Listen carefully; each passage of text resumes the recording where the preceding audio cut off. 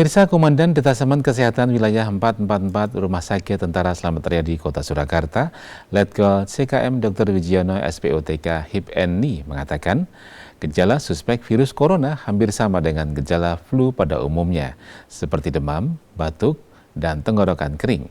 Hanya saja pada pasien suspek virus corona akan mengalami sesak nafas karena adanya infeksi pada paru-paru yang dinamakan pneumonia. Hal tersebut ia sampaikan saat menjadi pemateri acara penyuluhan kewaspadaan dan pencegahan penyakit pneumonia virus corona di Aula Makorem 074 Warstratama, Senin pagi. 400-an peserta yang merupakan anggota Korem 074 Warstratama dan Balakaju Kodam mengikuti kegiatan penyuluhan kewaspadaan dan pencegahan penyakit pneumonia virus corona pada Senin pagi. Penyuluhan berlangsung di gedung Aula Makorem 074 Warstratama, menghadirkan pemateri Letkol CKM Dr. Wijiono SPOTK HIPNI selaku Komandan Detasemen Kesehatan Wilayah 040404 Rumah Sakit Tentara Selamat Riyadi Kota Surakarta.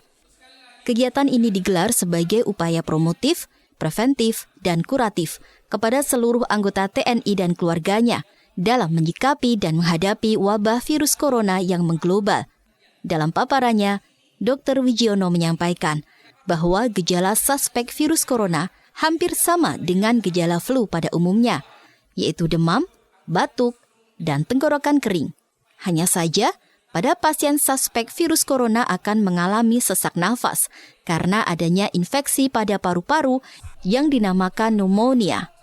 Sama seperti gejala-gejala penyakit flu pada umumnya, tidak khas. Jadi demam, kemudian batuk, tenggorokan kering, seperti tadi yang kami sampaikan di paparan.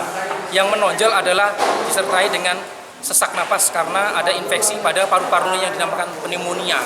Makanya kalau hal-hal itu terjadi, namun pintu masuknya, kata kuncinya adalah satu, ada riwayat bepergian dari daerah di mana penyakit itu mengalami pandemi, mengalami outbreak.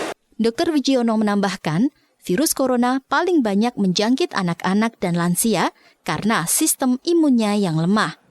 Penyakit ini dapat masuk melalui pasien yang memiliki riwayat bepergian ke wilayah pandemi, seperti di Wuhan, Cina, dan daerah-daerah lain yang disinyalir terjangkit virus corona.